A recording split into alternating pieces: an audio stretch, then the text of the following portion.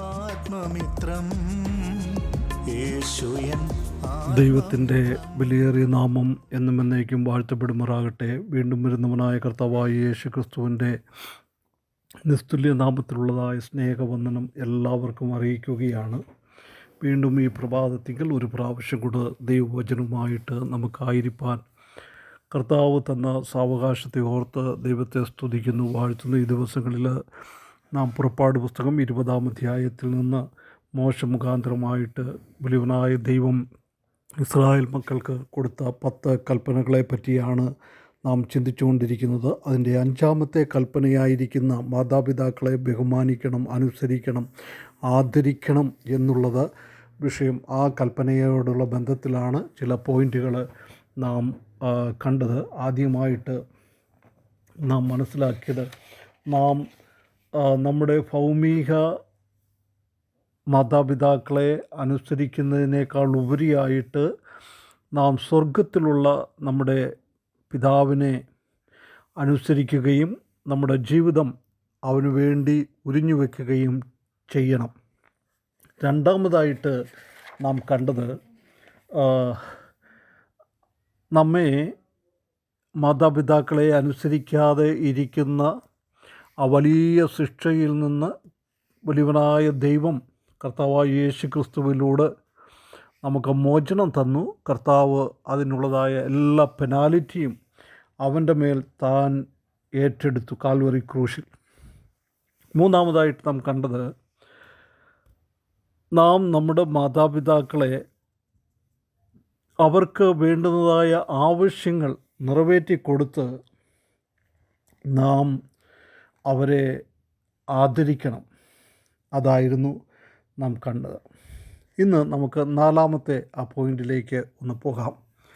4-ാമത് നമുക്ക് മനസ്സിലാക്കുവാനായിട്ട് സാധിക്കുന്ന ആത്മീയ യാഥാർത്ഥ്യം എന്ന് പറയുന്നത്, honour your parents through obedience to godly authority.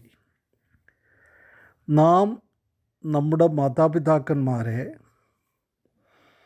വലിയവനായ ദൈവം നമ്മുടെ മുകളിൽ ഒരു അധികാരസ്ഥരായിട്ട് അവരെ നിർത്തിയിരിക്കുന്നു എന്ന് മനസ്സിലാക്കിക്കൊണ്ട് നാം അവരെ അനുസരിച്ച് ആ അനുസരണത്തിലൂടെ നാം അവരെ സേവിക്കുകയും ആദരിക്കുകയും സ്നേഹിക്കുകയും ചെയ്യണം എന്നാണ് കാണുന്നത്.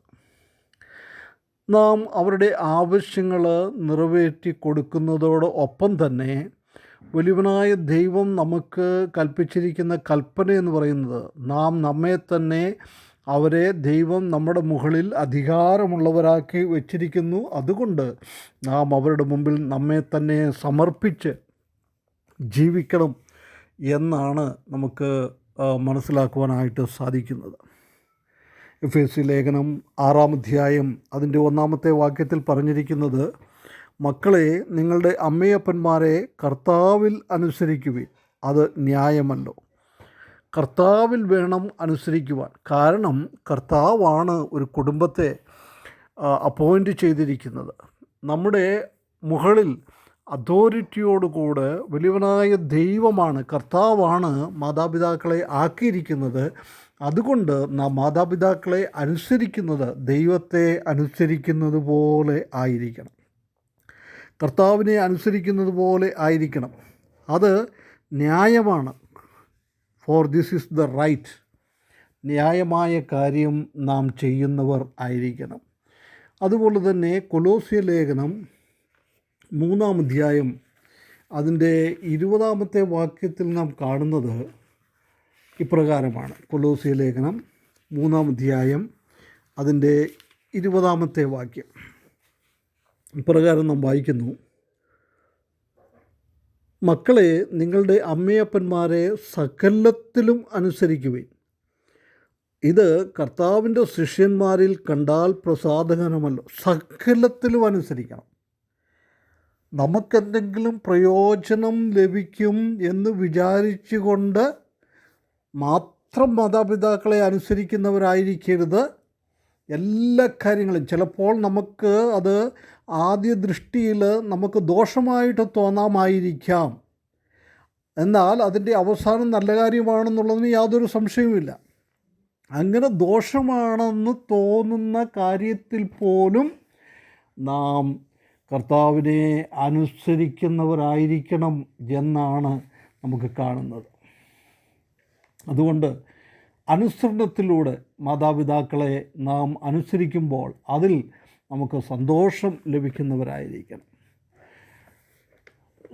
ബുദ്ധിമാനായിരിക്കുന്ന ശലോമോൻ ആ സദൃശ്യവാക്യങ്ങളിൽ മാതാപിതാക്കളെ അനുസരിക്കുകയും ഒക്കെ ചെയ്യുന്നതിൻ്റെ അനേക കാര്യങ്ങൾ എടുത്തെടുത്ത് പറയുന്നത് നമുക്ക് കാണാം.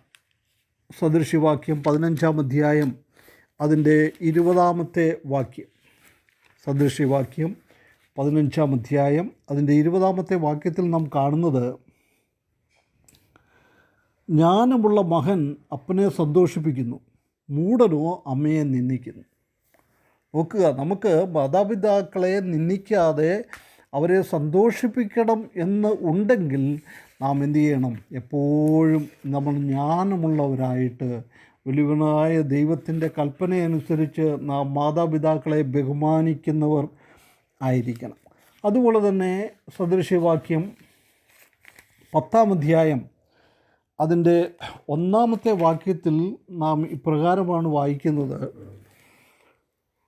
ജ്ഞാനമുള്ള മകൻ അപ്പനെ സന്തോഷിപ്പിക്കുന്നു, ഭോഷനായ മകൻ അമ്മയ്ക്ക് വ്യസനഹേതുവാകുന്നു. നോക്കുക, നാം അനുസരിക്കുമ്പോൾ മാതാപിതാക്കൾക്ക് സന്തോഷമാണ്. എന്നാൽ നാം മാതാപിതാക്കളെ അനുസരിക്കാതെ ഇരിക്കുമ്പോൾ അത് അവർക്ക് മനോവ്യസനത്തിന് കാരണമായിത്തീരുന്നു. അതുപോലെ തന്നെ സദൃശ്യവാക്യം 17-ാം അധ്യായം അതിൻ്റെ 21-ാമത്തെ വാക്യത്തിൽ ഇപ്രകാരം കാണുന്നു, ഭോഷനെ ജനിപ്പിച്ചവന് അത് ഖേദകാരണമാകും, മൂഢൻ്റെ അപ്പനും സന്തോഷമുണ്ടാകുകയില്ല. വീണ്ടും വീണ്ടും പറയുകയാണ്, നാം മാതാപിതാക്കളുടെ ഭോഷന്മാരായിട്ടിരിക്കുകയാണെങ്കിൽ അതവർക്ക് ഖേദത്തിന്, ദുഃഖത്തിന് കാരണമാകും. അവർക്കൊരിക്കലും അത് മുഖാന്തരം സന്തോഷം ലഭിക്കുകയില്ല. അതിൻ്റെ തന്നെ 25-ാമത്തെ വാക്യത്തിൽ കാണുന്ന, മൂഢനായ മകന് അപ്പന് വ്യസനവും തന്നെ പ്രസവിച്ചവൾക്ക് കയ്പുമാകുന്നു. നോക്കുക, അപ്പന് വ്യസനം, അമ്മയ്ക്ക് കയ്പ്. ഇതാണ് ദൈവവചനത്തിൽ നാം കാണുന്നത്. അതുപോലെ തന്നെ സദൃശ്യവാക്യം 19-ാം അധ്യായം അതിൻ്റെ 13-ാമത്തെ വാക്യത്തിൽ നാം ഇപ്രകാരം വായിക്കുന്നു, 19-13, മൂഢനായ മകൻ അപ്പന് നിർഭാഗ്യം, ഭാര്യയുടെ കലമ്പൽ തീരാത്ത ചോർച്ച പോലെ അത്ര. നോക്കുക, നിർഭാഗ്യമാണ്. യാതൊരു ഭാഗ്യവും തൻ്റെ കുഞ്ഞുങ്ങളെ കൊണ്ട് മാതാപിതാക്കൾക്ക് ലഭിക്കുകയില്ല. അവൻ മൂഢനാണെങ്കിൽ, അവൻ ദൈവവചനം അനുസരിക്കാതെ ജീവിക്കുകയാണെങ്കിൽ അങ്ങനെ നമുക്ക് സംഭവിക്കുകയില്ല എന്നാണ് പറയുന്നത്. അതുപോലെ തന്നെ എബ്രായ ലേഖനം 13-ാം അധ്യായം അതിൻ്റെ 17-ാമത്തെ വാക്യത്തിൽ ഇപ്രകാരം നാം വായിക്കുന്നു, നിങ്ങളെ നടത്തുന്നവരെ അനുസരിച്ച് കീഴടങ്ങിയിരിക്കണം. അവർ കണക്ക് ബോധിപ്പിക്കേണ്ടവരാകയാൽ നിങ്ങളുടെ ആത്മാക്കൾക്ക് വേണ്ടി ജാഗരിച്ചിരിക്കണം. ഇത് എബ്രായ ലേഖന കർത്താവ് ആ കാര്യം ഇവിടെ സ്പഷ്ടമായിട്ട് പറഞ്ഞിരിക്കുന്നു.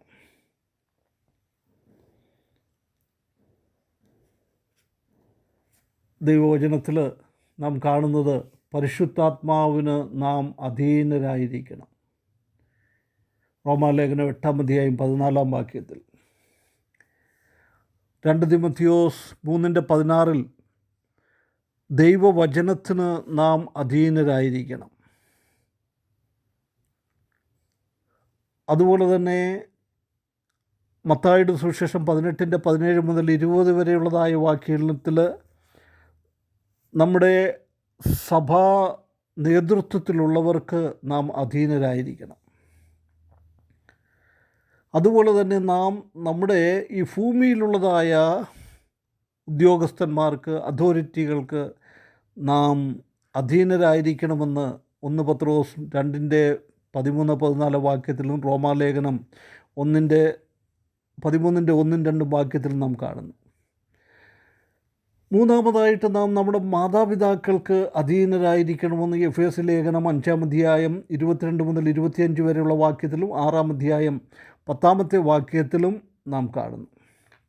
എന്നാൽ പൈശാചികൻ എപ്പോഴും നമ്മളെ ഇതിൽ നിന്ന് മാറ്റിക്കളയുവാൻ തക്കവണ്ണം പരിശ്രമിച്ചുകൊണ്ട് ഇരിക്കും.